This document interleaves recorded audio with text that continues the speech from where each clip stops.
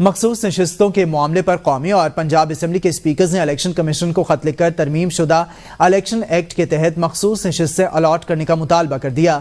Election act میں ترمیم کے بعد مخصوص نشستیں تبدیل نہیں کی جا سکتی، مخصوص نشستیں الیکشن ایکٹ کے تحت دی جائیں۔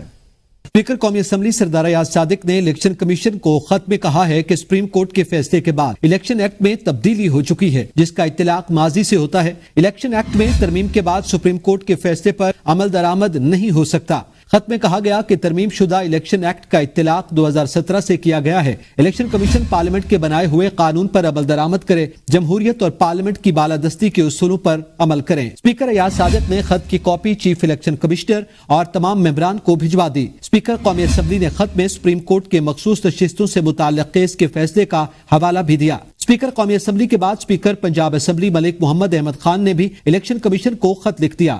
کہا ترمیم شدہ الیکشن ایکٹ نافذ العمل ہے، پارلیمنٹ کی قانون سازی کا احترام الیکشن کمیشن کی قانونی ذمہ داری ہے۔ ترمیم شدہ الیکشن ایکٹ اور پارلیمانی بالادستی پر عمل درآمد کو یقینی بنایا جائے۔ ملک احمد خان نے خط میں مزید کہا کہ الیکشن کمیشن آزاد اراکین سیاسی وابستگیوں کے معاملے پر الیکشن ایکٹ پر عمل درآمد کا پابند ہے۔ الیکشن ایکٹ کی دفعات کو بغیر کسی تاخیر کے لاگو کیا جائے۔